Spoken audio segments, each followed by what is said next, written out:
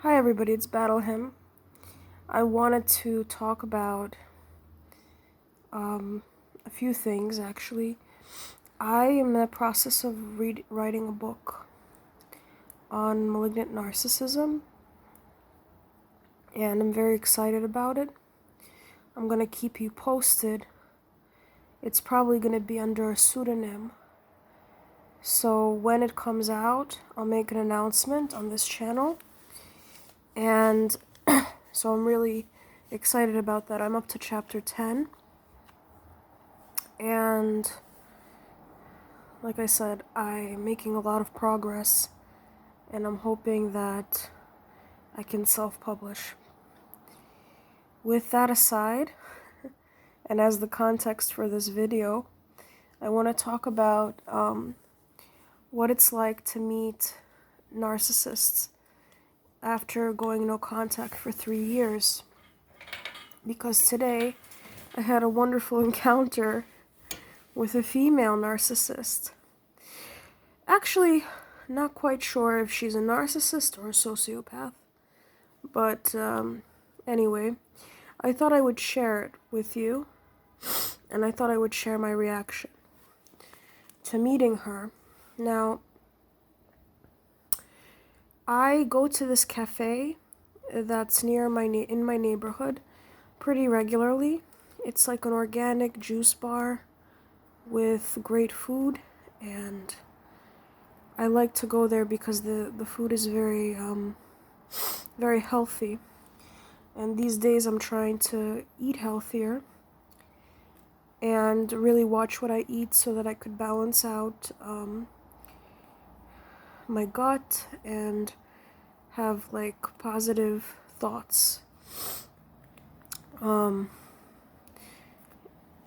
gut microbiome has a relationship to how our brain works and functions, and so anybody that has gone through this experience should start eating better and also looking out for the sorts of foods that they put in their body so that your nutrition can help you heal.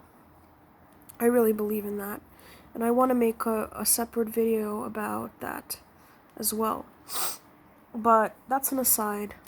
I met a female narcissist today, and to give you the backstory, while I was in this cafe, she came in about a week ago, and she came up to the manager, and she said, "My father died of COVID."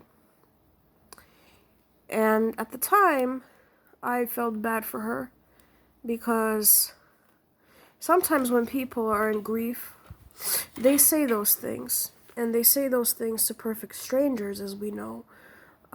We ourselves have gone through the process of walking up to people that we don't know and talking about these things. So I had a lot of sympathy for her at first. And I gave her a regimen of supplements that lower stress, because she said that she was going to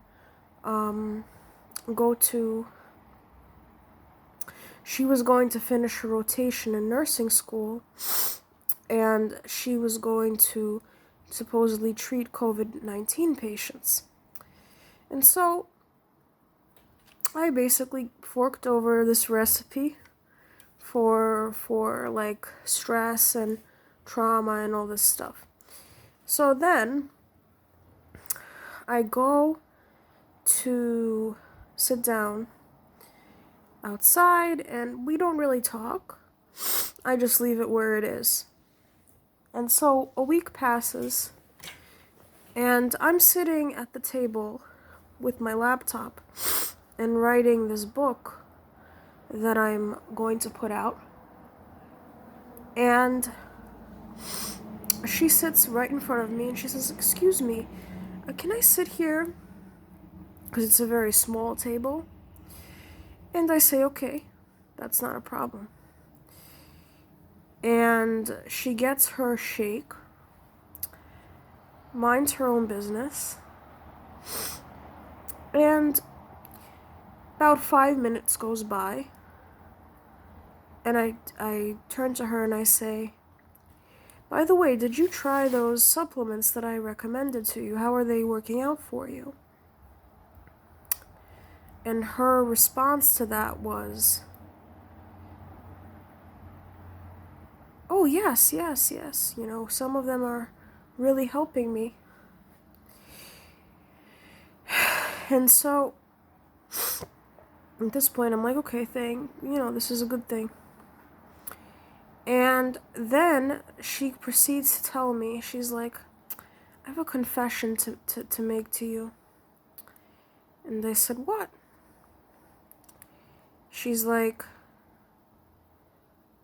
I have a crush on a married man, and we made out at a party. And I'm like, all right. Like, my eyes were like blinking like this. And the crickets were chirping around me. So I go, well, okay. And he's, and by the way, you write a lot. Because I had the laptop with me the last time she saw me. So I'm like, yeah, I'm actually writing a book about narcissism. And she's like, oh, well, he's a total narcissist. And I'm like, well, then you should consider getting away from him. And so I go into a spiel about narcissism and psychopathy.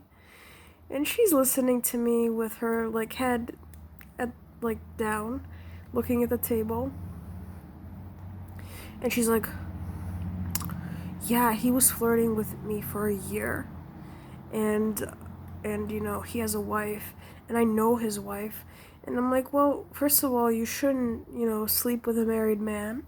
That's my advice. And second of all, if he's a narcissist, it's not about you, it's about, the game.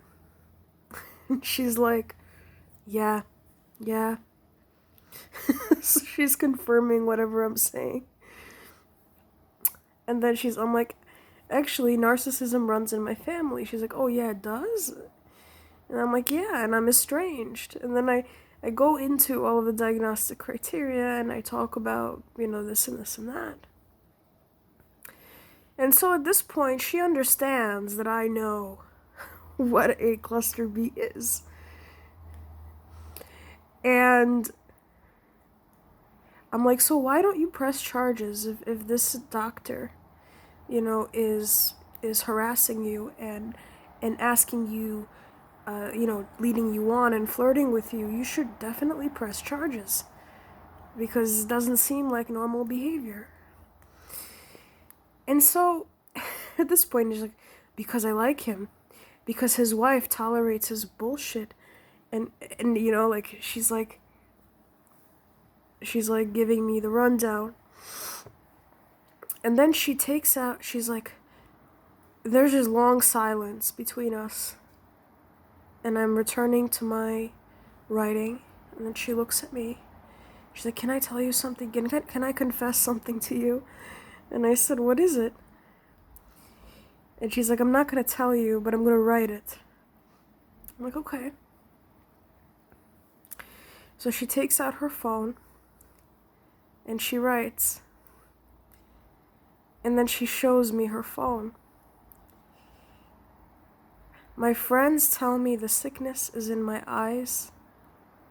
And she takes her glasses and she shows me her eyes.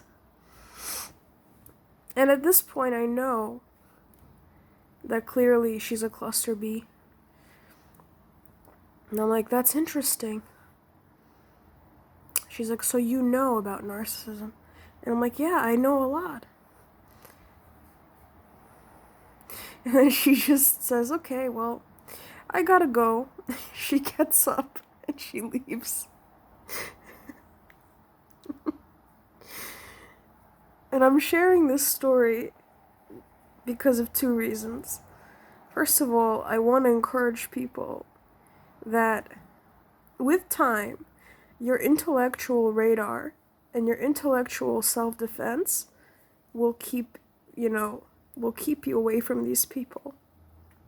And I wasn't at all triggered by the experience because my intellectual self-defense kicked in and I was able to diagnose her very fast. And so a lot of you are avoiding human contact, understandably, because you see these dark traits in people and you start assuming that they're narcissists. But with time, it'll become very easy to sift through who has the pathology and who doesn't. That's my encouragement to you. And then I want to make another point.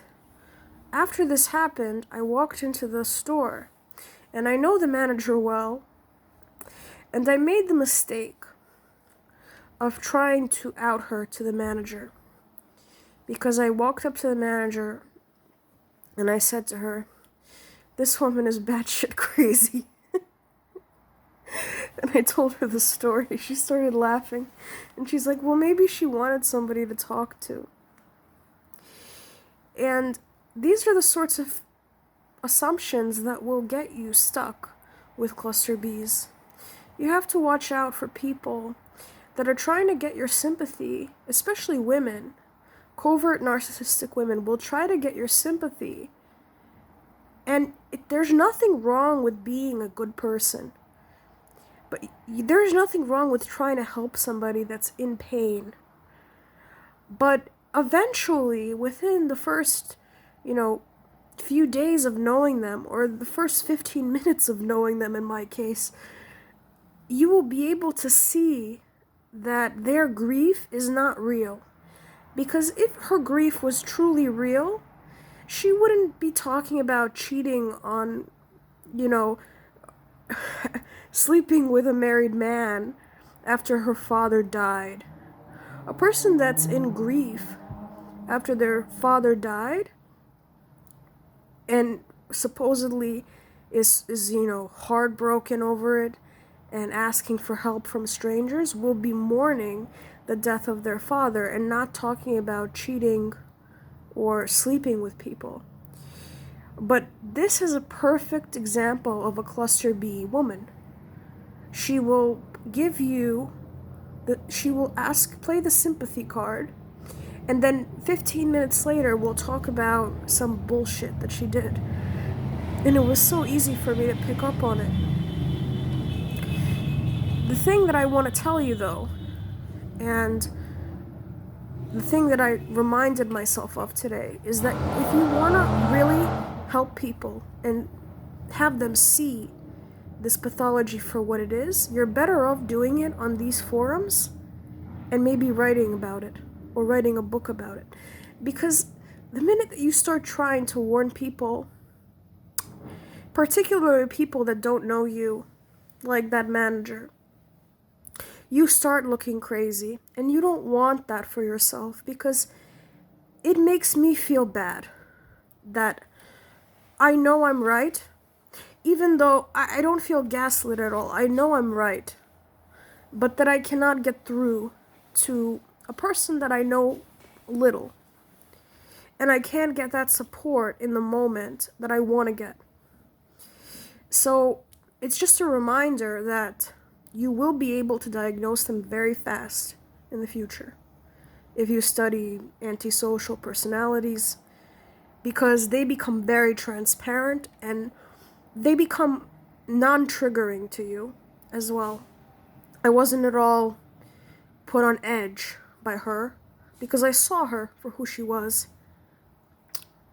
And also, I just want to advise that this knowledge is your hard-earned knowledge, and it's nobody's business what your intuition tells you. Don't let people have you second-guess yourself when it comes to this issue, because you know more than most people. That's the reality. And that's all I wanted to say. Kisses.